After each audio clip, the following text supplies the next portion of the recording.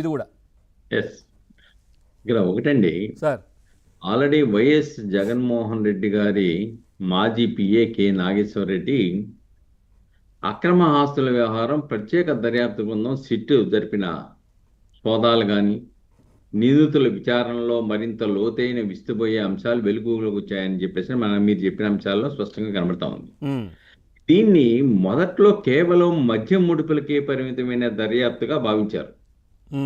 కానీ లోతుగా విచారించేటప్పుడు ఇప్పుడు బెదిరింపులు, కబ్జాలు, హవాలా మార్గాల ద్వారా విదేశాలకు నిధులు బదిలీ, అలానే ఇవన్నీ కూడా సిట్ మరియు ఎన్ఫోర్స్మెంట్ డైరెక్టరేట్ దృష్టి సారించేటప్పటికి వెలుగు చూసినాయి.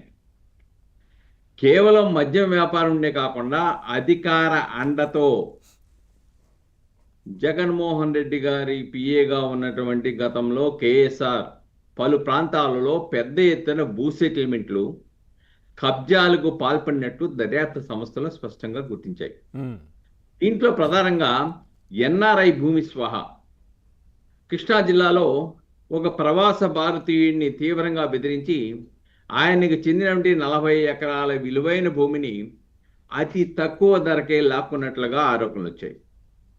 అలానే తిరుపతిలోని మఠం భూములు, ప్రముఖ హతీరాంజీ మఠానికి చెందిన విలువైన భూములు కబ్జా చేయడానికి లేదా వాటి లీజు వ్యవహారాల్లో జోక్యం చేసుకొని భారీగా లబ్ధి పొందినట్లు ఆధారాలు సేకరిస్తున్నారు.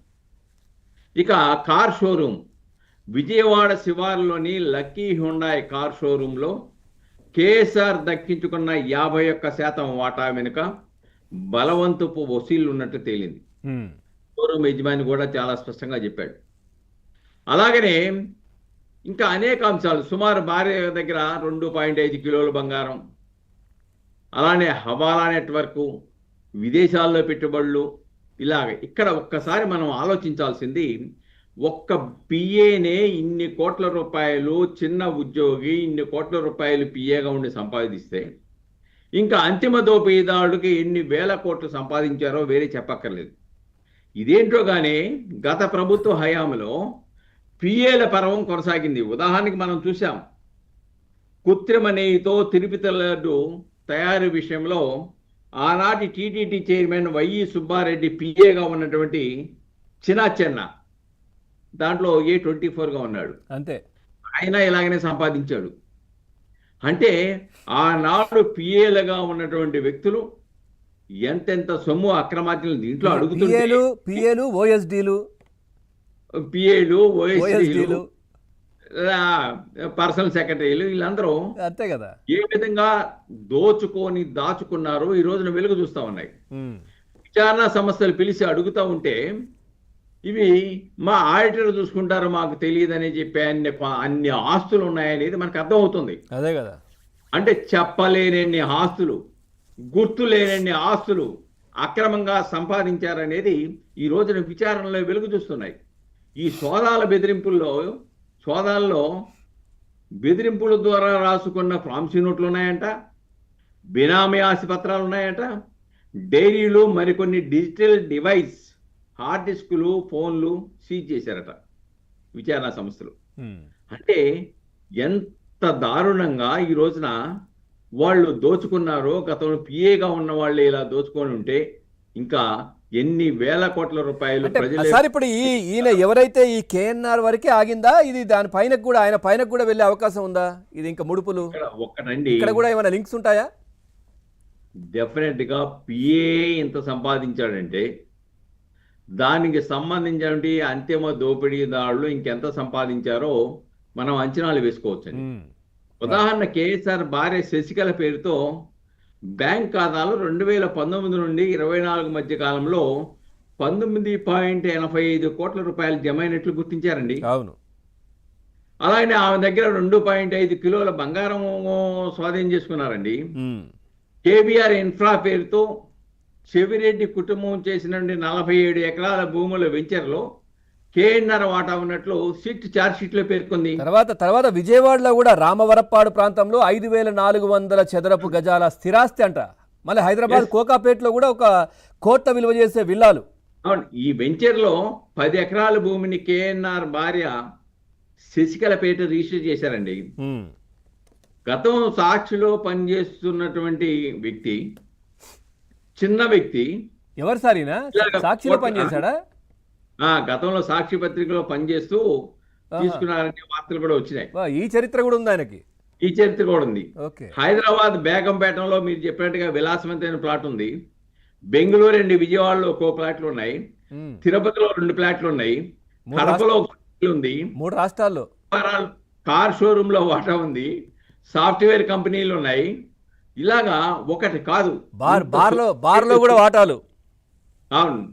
ఇంత సొమ్ము ఎక్కడి నుంచి వచ్చిందంటే వ్యాపారాలు చేశారంటారు. ఏం వ్యాపారాలు చేశారా అంటే మా యొక్క ఆడిటర్ని అడగండి, ఆయన చెప్తాడంటాడు.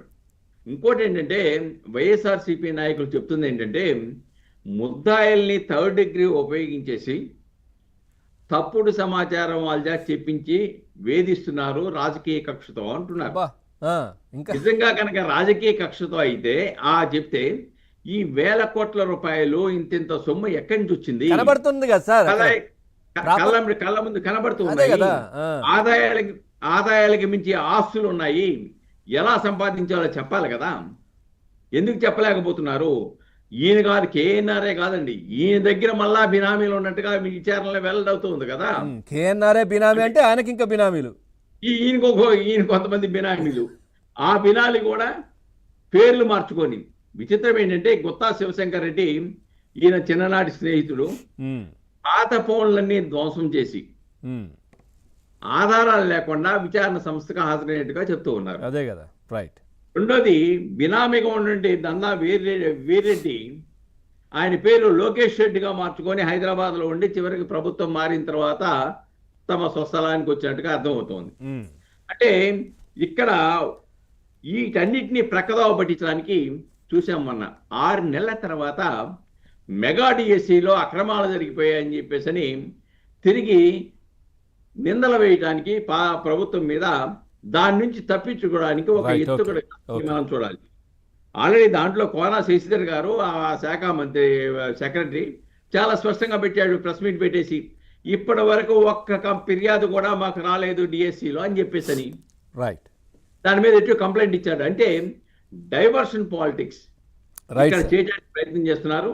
ఎన్ని డైవర్షన్ పాలిటిక్స్ చేసినా, ఎన్ని అవాస్తవాలు చెప్పినా, కళ్ళ ముందు విచారణ సంస్థలో కోట్లాది రూపాయలు పిఏలు సంపాదించుకున్నారు. ఇంకా మిగతా వాళ్ళ సంగతి ఏంటని చెప్పేసి ప్రజలు ఆలోచింపజేసే విధంగా విచారణ జరుగుతుంది. చివరికి అంతిమ దోపిడీదారుడు యొక్క తలుపులు తట్టక తప్పదు అని చెప్పేసి ఏమో సార్, నిజంగా మీరు అంటుంటారు ప్రతిసారి మీరు అంటుంటారు కానీ ఆ అంతిమ దోపిడీదారు వరకు ఎప్పుడు వెళ్తారో తెలియట్లేదు. ప్రతి దాంట్లో కూడా ఒక అంతిమ దోపిడీదారుడు ప్రతి దాంట్లో ఉన్నాడు కానీ అక్కడికి వరకు వెళ్ళట్లేదు. ప్రజలు ఆశిస్తున్నారండి. అదే కదా, అంతిమ దోపిడీదారు దగ్గరికి వెళ్తారు, ఎప్పుడు వెళ్తారని ఎదురు చూస్తా